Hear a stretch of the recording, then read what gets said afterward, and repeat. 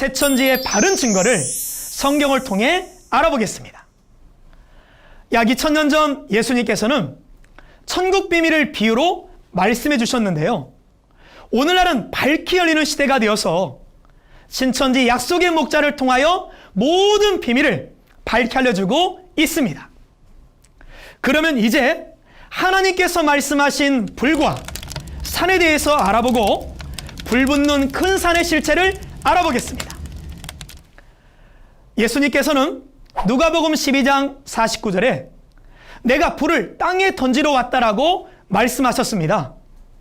한기총 목사님의 주장대로 불이 육적인 불과 핵폭탄을 말씀하신 것이라면 예수님께서 언제 불을 땅에 던지셨으며 핵폭탄은 언제 던지셨습니까?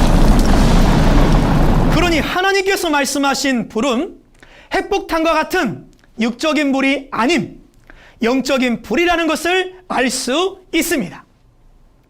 하나님께서 말씀하신 불은 예레미야 5장 14절과 23장 29절에 본 바 죄와 더러움을 심판하는 하나님의 심판의 말씀입니다.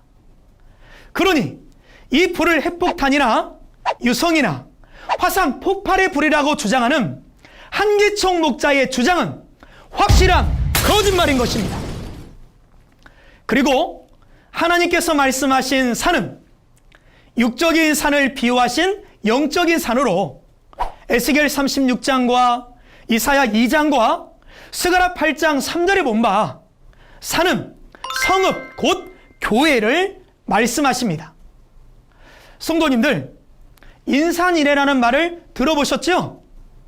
많은 사람들이 모여있는 곳을 인산이래라고 하듯이 영적인 산은 흙으로 지음받은 성도들이 많이 모인 교회나 조직체를 가리켜 말씀하신 것입니다.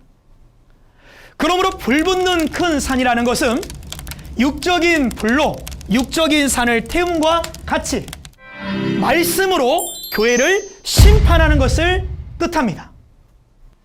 그러면 불 붙는 큰 산은 무엇인지, 어느 교단인지, 왜 불이 붙었는지 계시록의 실상을 알아보겠습니다. 계시록 1장에는 주님의 길을 예비하는 일곱 금초대 장막이라는 교회가 출현합니다. 하지만 계시록 2, 3장에 본 바 일곱 금초대 하늘장막 서민들은 하나님과의 언약을 어기는 배도를 하게 됩니다. 그러나 예수님께서는 그들을 돌이키시고자 예수님의 사자 대언자를 보내어 회개의 편지를 보내게 하십니다. 하지만 그들은 끝내 회개치 않으므로 오늘 본문 계시록 8장에서 배도한 장막성전이 심판을 받게 된 것입니다. 그러므로 불붙는 큰 산은 재림의 길리비 장막인 배도한 장막성전이에요. 불이 붙었다는 것은 배도로 인하여 하나님의 진노의 불, 심판의 불이 붙은 것을 말씀하십니다. 그리고 이 불붙는 큰 산을 바다에 던졌다는 것은 바다는 세상이라 하셨으니 심판받은 배도한 장막성전을 세상에 버렸다는 것을 뜻하며 불붙는 큰 산을 바다에 던지게 되므로 바다 3분의 1이 피가 된다는 것은 심판받은 배도한 장막성전이 세상에 속하게 되자 그곳에서 나오는 말씀 3분의 1에 멸망자의 교훈인 사단의 교리가 섞여서 식수가 마치 마시지 못할 짐승의 피처럼 되었다는 것을 뜻합니다.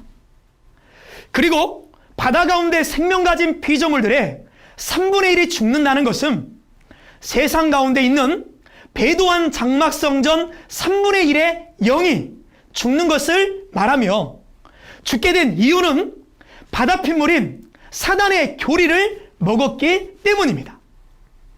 그리고 배들의 3분의 1이 깨어진다는 것은 장막성전 본부교회가 심판을 받아 세상에 속하게 되자 바다 가운데 배와 같은 장막성전 지교의 3분의 1도 세상에 속하여 무너지고 파괴되는 것을 말씀하신 것입니다.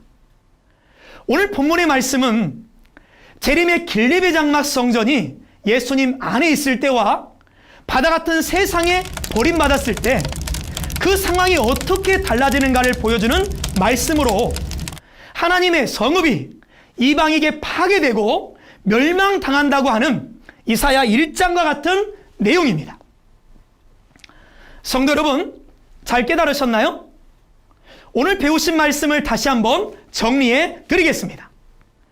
계시록 8장의 불붙는 큰 산을 한기총 소속 순복음과 장로교, 성결교 목사님들은 핵폭탄이다, 유성이다, 화산 폭발이다라고 주장하였지만 이는 한기총 목사님들이 성경을 너무 모르다 보니 자의적으로 해석한 거짓말입니다. 여러분, 거짓말 대를 하면 누가 1등 할 것 같습니까? 그렇죠. 한기총 목사님들일 것입니다. 한기총 목사님들, 천국 가기를 바라신다면 이제는 거짓말 좀 그만하시고 회개하고 하나님께 돌아왔으면 좋겠습니다. 불붙는 그 산의 성경적인 바른 증거는 베드로 심판을 받은 장막교회를 말씀하신 것입니다.